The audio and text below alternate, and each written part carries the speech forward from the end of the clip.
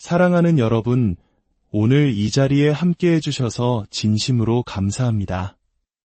오늘 우리가 나눌 이야기가 여러분의 마음에 깊은 울림과 위로를 전하길 소망합니다. 본격적인 이야기에 앞서 이 귀한 메시지를 주변에 사랑하는 이들과 나누고 채널을 구독해주시는 것만으로도 하나님의 은혜를 전하는 귀한 통로가 될 것입니다. 여러분의 삶에 하나님의 축복이 가득하기를 기도합니다. 우리는 살아가면서 수많은 어려움과 마주합니다. 때로는 우울감에 빠지기도 하고 마음이 약해져 온갖 유혹에 흔들리기도 합니다. 아직 이루어지지 않은 미래에 대한 불안감에 사로잡혀 하나님께서 이미 우리에게 주신 것들을 잊어버리곤 하죠. 그러면 우리는 조급한 마음에 아직 준비되지 않은 것들을 향해 달려가다 지쳐 쓰러지게 됩니다. 하지만 기억해야 합니다.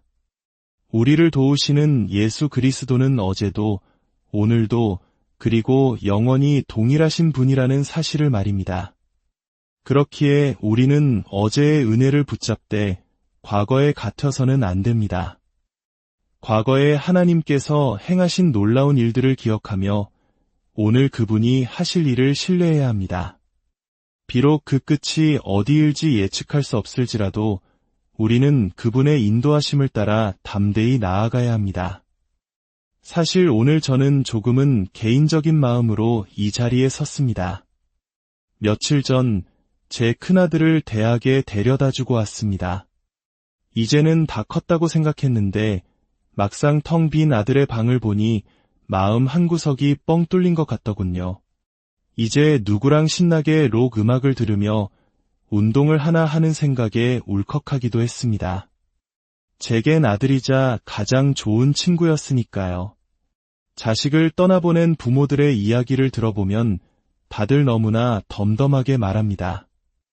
네, 아이 잘 졸업해서 지금은 의사가 됐어요. 우리 애는 하버드, 예일대를 나와서 지금은 세상을 바꾸는 위대한 일을 하고 있답니다. 그런 이야기를 들으면 제 마음이 더 작아지는 것 같았습니다. 그들의 간증은 마치 한 점의 어려움도 없었던 완벽한 성공담처럼 들렸기 때문입니다. 우리가 성경을 읽을 때도 비슷한 경험을 합니다. 특히 출애굽기 14장에 나오는 홍해의 기적 이야기는 너무나도 깔끔하고 완벽하게 들립니다. 이사야 선지자는 수백 년 전에 그 사건을 상기시키며 이스라엘 백성에게 하나님의 신실하심을 일깨워줍니다. 과거에 행하신 일을 통해 현재의 고난을 이겨낼 믿음을 주려 한 것이죠. 이사야서 43장 16절은 이렇게 말합니다. 나 여호와가 이같이 말하노라 바다 가운데의 길을 큰 물 가운데에 지름길을 내고 얼마나 멋지고 쉬운 말처럼 들립니까? 뒤이어 17절에서는 병거와 말과 군대의 용사를 이끌어내어 그들이 일시에 엎드러져 일어나지 못하게 하셨다고 말합니다. 정말 통쾌한 승리의 순간입니다. 하지만 잠시만요.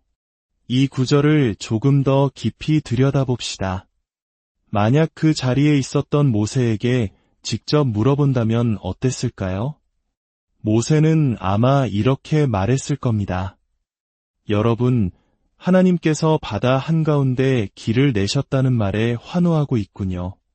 하지만 성경 어디에도 하나님께서 바다를 피해서 길을 내셨다고는 말하지 않습니다. 그렇습니다. 길은 바다를 돌아가는 우회로가 아니었습니다. 거대한 파도가 벽처럼 솟아있는 바다 안으로 난 길이었습니다. 여러분이 그 상황에 있었다고 상상해 보십시오. 조금 전까지 거친 파도가 몰아치던 바다 한가운데 양옆에는 금방이라도 무너질 듯한 물벽이 서 있는 그 길을 걸어야만 했습니다. 성경은 그들이 마른 땅을 건넜다고 기록합니다. 하지만 정말 완벽하게 마른 땅이었을까요? 저는 과학자도 기상학자도 아니지만 상상해봅니다. 거대한 바다를 가르기 위해 하나님께서 강한 바람을 밤새 불게 하셨다면 그 바닥이 사막처럼 보숭보숭했을까요? 아마 아닐 겁니다. 그들이 밟았던 땅은 질퍽거리는 진흙탕이었을 겁니다. 신발은 엉망이 되고 한 걸음 한 걸음 내딛기가 무척이나 힘들었을 겁니다. 여러분, 바로 여기에 중요한 진실이 숨어 있습니다. 우리는 다른 사람들의 화려한 기적 이야기만 듣고 싶어 합니다. 하지만 저는 오늘 분명히 말하고 싶습니다. 진흙이 없다면 기적도 없습니다. 여러분의 삶에 지금 진흙탕 같은 순간이 있습니까? 앞으로 나아가기도 뒤로 물러서기도 힘든 질퍽거리는 상황에 빠져 있나요? 교회는 기적을 기억하고 기념하는 곳입니다. 동시에 그 기적에 동반되는 진흙을 끌어안는 법을 배우는 곳이기도 합니다. 여러분 주변에 앉아있는 모든 사람들을 보십시오. 만약 그들에게 기적이 있다면 그들에게는 분명 진흙도 함께 있었습니다. 우리가 완벽하다고 생각했던 가정들, 그저 우리가 그들의 신발에 묻은 진흙을 볼 만큼 가까이 가보지 못했을 뿐입니다. 그들도 우리 앞에서 깨끗한 신발만 보여주려 애썼을 뿐 그 신발 밑창에는 우리와 똑같은 진흙이 묻어 있습니다. 그 사실을 안다면 우리는 자신의 연약함 때문에 더 이상 좌절하지 않을 것입니다. 그렇습니다. 제게는 기적이 있습니다. 간증이 있고 열린 문이 있고 승리가 있습니다. 하지만 동시에 제게는 진흙도 있습니다. 제가 오늘 여러분께 전하고 싶은 메시지는 이것입니다. 만약 당신이 지금 진흙탕 같은 상황에 있다면, 인생의 전환점에서 질퍽이는 한가운데를 지나고 있다면, 회복의 과정에서 힘겨운 싸움을 하고 있다면, 이제 나는 누구인가 정체성의 혼란을 겪고 있다면, 당신의 삶에 진흙이 있다면 바로 그것이 기적이 시작되고 있다는 증거입니다. 진흙은 기적의 또 다른 이름입니다. 지금 질퍽거리고 힘겨워도 믿음으로 한 걸음 내디디려는 모든 이들을 위한 메시지입니다. 오늘 이 예배당은 우리의 진흙으로 조금 더러워져도 좋습니다. 오늘은 완벽한 모습으로 왔다가 아무런 변화 없이 돌아가는 날이 아닙니다. 상처 입고 깨어지고 의심과 실패로 얼룩진 모습 그대로 주님 앞에 나아가는 날입니다. 바로 이 순간이 기적의 순간입니다. 외쳐봅시다. 질퍽거리지만 나는 해낼 것입니다. 그렇습니다. 힘들고 혼란스럽고 불확실하지만 한 가지는 분명합니다. 길을 만드시는 분, 그분의 이름은 야훼이십니다. 악마가 우리에게 속삭입니다. 길은 없어. 불가능해. 그때 우리는 외쳐야 합니다. 야훼, 빚더미에서 절대 벗어날 수 없을 거라고 악마가 말할 때 우리는 외칩니다. 야훼, 이 외로운 시기를 절대 통과하지 못할 거라고 말할 때 우리는 외칩니다. 야훼, 길을 만드시는 하나님이 계신다. 하나님께서는 말씀하십니다. 보라, 내가 새 일을 행하리니 이제 나타낼 것이라. 과거의 방식에 갇혀있지 마십시오. 하나님은 우리에게 새로운 도구, 새로운 기회, 새로운 지혜와 힘을 주셨습니다. 악마가 길이 없다고 말할 때 우리는 우리의 길 되시는 야훼 하나님을 선포해야 합니다. 성경은 우리에게 묻습니다. 너희가 그것을 알지 못하겠느냐? 우리는 솔직히 대답할지도 모릅니다. 네, 주님. 저는 뭘 어떻게 해야 할지 모르겠습니다. 홍해 한가운데 진흙탕에 서 있던 모세의 심정이 바로 이러했을 겁니다. 시편 103편 7절에 흥미로운 구절이 있습니다. 그의 행위를 모세에게, 그의 행사를 이스라엘 자손에게 알리셨도다. 이것이 무슨 의미일까요? 이스라엘 백성은 하나님이 행하신 결과, 즉 기적의 행사만을 보았습니다. 하지만 모세는 그들을 홍해로 이끌면서 그 누구도 알지 못했던 방식으로 하나님을 깊이 경험했습니다. 자기 자신조차 감당하기 힘든 혼돈의 한가운데를 통과할 때에만 알 수 있는 하나님의 행위, 즉 그분의 일하시는 방식을 알게 된 것입니다. 결혼 생활은 때로 진흙탕 같습니다. 남자로 살아가는 것, 아버지가 되는 것도 마찬가지입니다. 부드러우면서도 강인한 전사가 되어야 한다는 압박감 속에서 우리는 길을 잃기도 합니다. 제 하얀 신발에도 진흙이 묻어 있습니다. 재정 문제도 그렇습니다. 하나님을 신뢰하는 법을 배우는 과정은 결코 쉽지 않습니다. 하지만 주님은 오늘 여러분을 격려하길 원하십니다. 질퍽거리지만 너는 잘 해내고 있다. 모세는 질퍽거리는 한가운데 서서 이게 정말 될까? 내게 그럴 능력이 있을까? 내가 지금 제대로 하고 있는 걸까? 수없이 자문했을 겁니다. 과정의 한가운데는 언제나 진흙투성이입니다. 하지만 그것이 기적이 없다는 뜻은 아닙니다. 오히려 당신이 더 많은 진흙을 밟고 이 자리에 왔다면 당신은 더 큰 기적의 후보자라는 뜻입니다. 당신이 무언가를 뚫고 걸어오고 기도하며 버텨왔다는 증거이기 때문입니다. 하나님은 그 진흙을 통해 당신에게 무언가를 보여주길 원하십니다. 강가에 안전하게 서 있기만 해서는 결코 볼 수 없는 것들을 말입니다. 어쩌면 당신이 생각하는 방식대로 일이 풀리지 않을 수도 있습니다. 그래서 우리는 물어야 합니다. 야훼 하나님, 당신은 어떻게 이 일을 하길 원하십니까? 우리는 너무나 자주 자신의 힘과 인간적인 계산으로 모든 것을 해결하려 합니다. 주님, 제가 생각했던 방식에 갇히지 않게 하소서. 보라, 내가 새 일을 행하리니 그 새 일은 바로 지금 솟아나고 있습니다. 다 함께 외쳐봅시다. 지금 솟아나고 있다. 사막에서 샘이 솟아날 때 가장 먼저 만들어지는 것이 무엇인지 아십니까? 바로 진흙입니다. 하나님께서 당신의 삶에 일으키시는 모든 변화는 처음에는 진흙탕처럼 보일 것입니다. 모든 기적은 진흙에서 시작됩니다. 때로 우리는 눈앞의 상황이 너무 질퍽거려서 하나님이 일하고 계심을 보지 못합니다. 하지만 우리가 보지 못한다고 해서 그분이 일하고 계시지 않는 것은 아닙니다. 당신 앞에 놓인 절대 불가능한 상황은 무엇입니까? 저는 길 없는 곳에 길을 내시는 이름, 야훼를 압니다. 당신이 지금 하나님께 구하는 것은 무엇입니까? 이제 그것이 솟아나리라. 과거와는 다를 것입니다. 당신의 생각과도 다를 것입니다. 하지만 이 순간 당신이 그것을 감지할 수 있다면 당신의 미래에 그것을 받게 될 것입니다.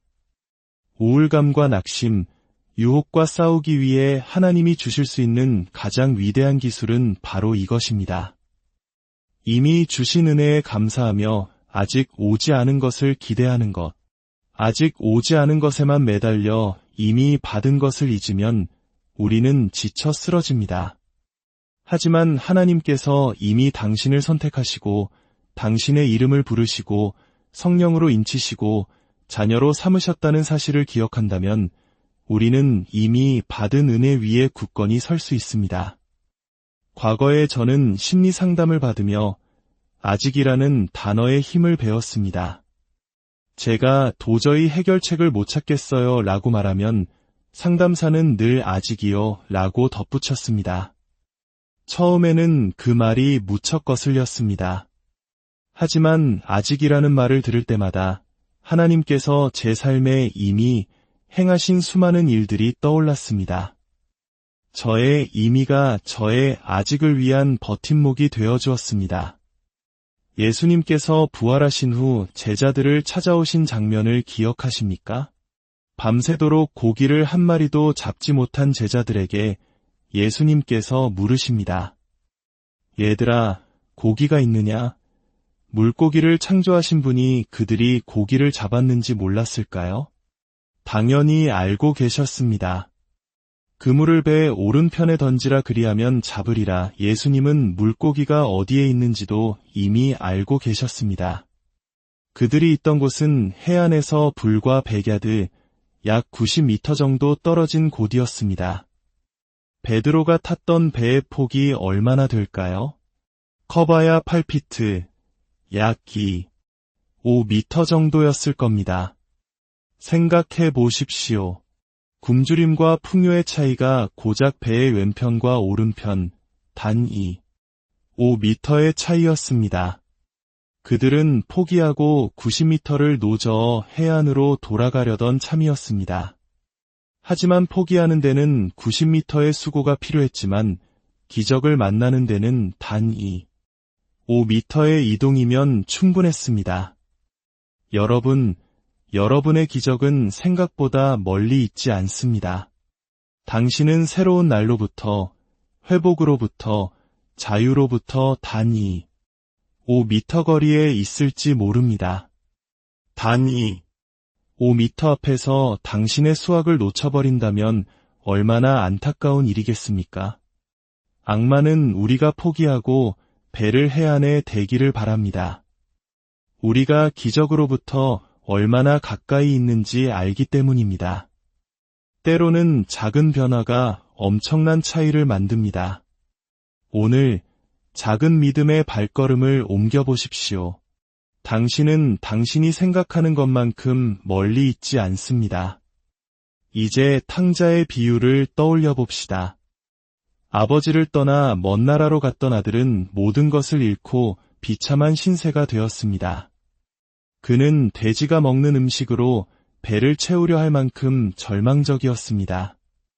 마침내 그는 스스로에게로 돌아와 아버지께 돌아가기로 결심합니다. 품꾼의 하나로라도 써달라고 빌어볼 작정이었습니다. 그는 먼 길을 걸으며 아버지에게 할 말을 수없이 연습했을 겁니다. 아버지, 제가 죄를 지었습니다. 저는 더 이상 아들이라 불릴 자격이 없습니다. 한 걸음 한 걸음 그는 수치심과 두려움 속에서 어떻게 아버지의 용서를 구할지 계획을 세웠습니다. 하지만 그가 아직 아버지 집에서 멀리 떨어져 있을 때, 그가 그렇게 용서를 빌연서를 준비하고 있을 때 놀라운 일이 일어납니다. 그의 아버지가 이미 그를 향해 달려오고 있었습니다. 아들은 자신이 아주 멀리 있다고 생각했지만 아버지는 이미 그곳에 계셨습니다. 아들이 무릎 꿇고 용서를 빌려 했던 그 아버지는 아들을 은혜의 두 팔로 끌어안으셨습니다. 사랑하는 여러분, 당신은 당신이 생각하는 것만큼 멀리 있지 않습니다. 무너진 삶을 다시 세우는 데는 시간이 걸릴지 모릅니다. 하지만 하나님과 올바른 관계를 회복하는 데는 단 한순간이면 충분합니다. 당신의 그물은 비어 있을지 모릅니다. 아직 잡힌 것이 없을 뿐입니다. 그렇다고 물고기가 거기에 없다는 뜻은 아닙니다. 당신 안에 있는 은사는 진짜입니다. 아직 완전히 자라나지 않았을 뿐입니다. 당신이 받은 용서는 진짜입니다. 아직 그 자유를 온전히 누리지 못하고 있을 뿐입니다. 이미의 하나님을 믿는다는 것은 아직의 하나님을 신뢰하며 모든 걸음을 내딛는다는 뜻입니다. 당신이 지금 어디에 있든 얼마나 멀리 왔다고 느끼든 당신을 향해 달려오시는 아버지의 사랑을 기억하십시오. 그는 이미 그곳에 계십니다. 당신을 기다리고 계십니다. 그 은혜를 받아들이십시오. 하나님의 크신 사랑과 축복이 여러분의 삶에